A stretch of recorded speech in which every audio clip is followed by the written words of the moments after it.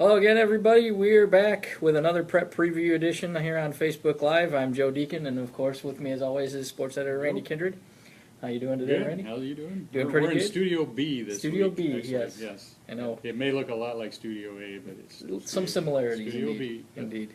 So yeah, we're going to take a look at week 3. We're already to week 3 of football it's season. flying by. It's incredible. It always does. A third of the way after this weekend. Yeah, Already. it's unbelievable. So first off, we're going to take a look at Normal Community. They are number 4 now in Class 7A, and they're going to be at home against Class 5A number 10 Peoria Notre Dame. This is going to be quite a tussle, I think. Yeah, I think so. I know you've gone and talked to some of the Normal Community players and Coach Temples, and it sounds like the big challenge is maybe stop the running game for Notre Dame. They've been piling up quite a few yards on the ground. So yeah, I think in fact in their game last week they didn't even attempt a pass. So okay. they kind of didn't need to. They were up well ahead. But that's what you call ground oriented. Indeed. Joseph. So yeah, Coach Temples did tell me that the key on defense then is going to be for everybody to do their job, and it's going to be on the senior linebacking core to kind of contain that running game and give their defense some chance. Their defense has been pretty good so far through 2 games, though. They've only given up 21 points. Yeah, it really has, and I covered that game last week against Bloomington, and one of those Bloomington scores was a kickoff return, so that doesn't really count against the defense, more of special teams. So yeah, they played very effectively. And on top of that, the other 2 touchdowns are probably when Normal's already been well ahead in the game. So because on top of that, Normal does have a pretty good offense of their own. They do, yeah. They kind of had a breakout game from Barshawn Dixon last week, the running back. So we'll see if he can keep it going. Indeed, and quarterback Grant Price has 2 good games so far he's already. Terrific, so that's a home game for Normal Community in Big 12 conference play. And Bloomington, their Big 12 game, they're going to go on the road to Champaign. They've won 6 out of their last 7 meetings. They didn't play last year, and Champaign won their previous meeting in 2014. So Bloomington wants to keep that trend going and bounce back from the Normal loss. Yeah, I think even though they lost to Normal, they had some things they can build on, and so in that game, Dominic Credell was out with some cramp issues from time to time, so that didn't help their cause, and hopefully he'll be full speed again this week. And if they have him and Kerry Lockhart both, that gives a lot of things for the defense to have to worry about, along with Colton Sandage. Yeah, Sandage has had a couple of pretty good games, even though I know they lost last week. But he's been sharp, and Lockhart has done well filling in for Credell when Credell hasn't been able to play. Yeah, he had the long kickoff return last week for a touchdown, and it was just one of those. It's just amazing how fast he really is. Once he got out in the open, you just knew nobody was going to catch him.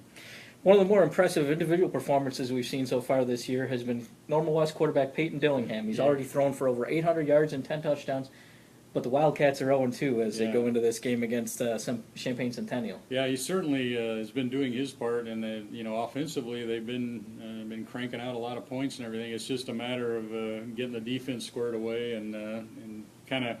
I don't think the defense, obviously with the way West is scoring, the defense doesn't have to shut people out, but if they can just contain and get a few stops, it probably won't take a whole lot of stops for West to beat teams. So that's probably the big thing that they're focusing on. Yeah, the Wildcats offense on top of what Dillingham's been able to do. Genesis Forest has also had 2 big rushing games. Yeah. So they can obviously score points. Now it's just going to be a matter of seeing if they can stop some teams. And Centennial last week, they came back after they got shut out by Bradley Bourbonnais in their first game, but then they handled Urbana. So it's kind of hard to tell exactly with 2 skewed games there. Yeah, I think that's kind of both ends of the spectrum, because I think Bradley is really good and Urbana's kind of struggling. So yeah, this will probably be a good test for them as well. Centennial does have one of the better named players around with quarterback Chris Comet. Yes. So yes. he threw for 3 TDs last week, and Wes is going to have to try and guard against the Comet for sure. That's right. University High now gets to play their first home game under Trevor von Breckenheim, as they like to call him at U-High. Von B. Von B. Yes. It's their home opener, and they're facing an IVC team that actually knocked off Pontiac last week. Yeah, and IVC lost their opening game, but then to come back and beat Pontiac is a pretty good feather in their cap. I saw what you had in your preview that'll be in tomorrow's print edition. They've been in the Corn Belt for several years and they only won 5 Corn Belt games. So that's I think that was probably a big confidence boost for IVC. But hopefully U-High can get some things going here, and like you said, their first home game.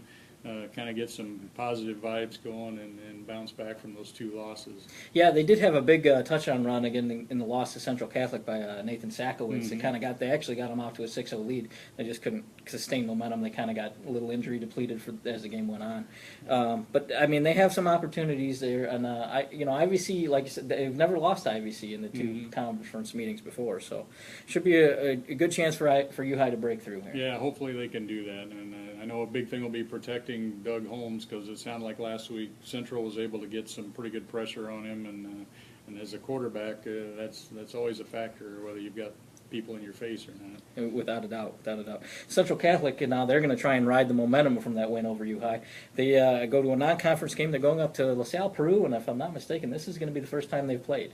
Yeah, as far as I know it is, because I've been here, I guess since about the Lincoln administration, and I don't remember any Central Catholic LaSalle Peru matchups, but yeah, the Saints got to feel much better about things after how the game against U-High went.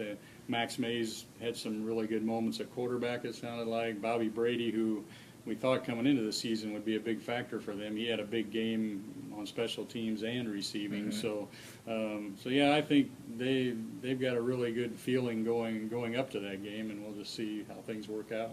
Yeah, that you talk about the special teams. I mean, coming out at halftime, they're up 17-6.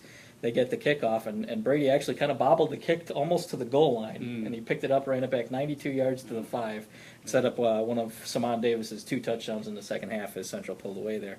So yeah, they want to build some momentum. And I think LaSalle Peru's probably used to playing some pretty good people, competition wise. So it'll be I think that's a good matchup for the Saints to see how they can fare in a road game like that, and hopefully they can kind of keep continuing what happened last week. Yeah. You mentioned Tri-Valley and Central Catholic's first opponent, and again, we seem to talk about them every week, but now they're the key area game again this week.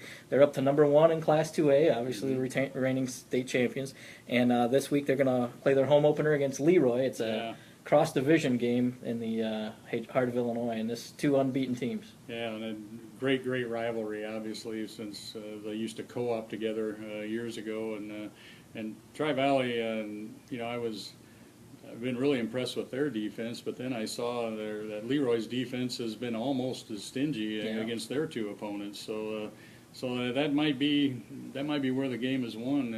Whose defense can continue to be as dominant as they have been so far. Yeah, both teams have scored over 60 points, and both teams have held their opponents under 10 through 2 games already. So it's going to be a big game to watch. I think something has to give in that you situation. You would have to say, yeah. Yes. So that'll wrap it up. I know a lot of other games on the schedule here. DMAC continues their run. They're hosting Hayworth. Yep. El Paso Gridley's into the poll. They're going to be playing Gibson City. That could be a good matchup there. Both teams are at the bottom of the. I think EPG is 9th and GCMS tied for 10th in the 2A poll. Right. And, they both have played some pretty good football so far, so that could be a really good game too. Yeah, and a couple of other games in the Corn Belt. Some teams really kind of trying to get themselves started here. Muhammad Seymour surprisingly 0-2. Yeah, they play my alma mater, Olympia, and I think Olympia is really looking for something good to happen too. So that's a game that both teams, I'm sure, are looking at that as we need to get things going right now. So we'll see. Yeah. Well, that's going to about do it for our look ahead at Week 3, and we'll be back again next week and check out all our coverage when Saturday morning's Pantograph comes.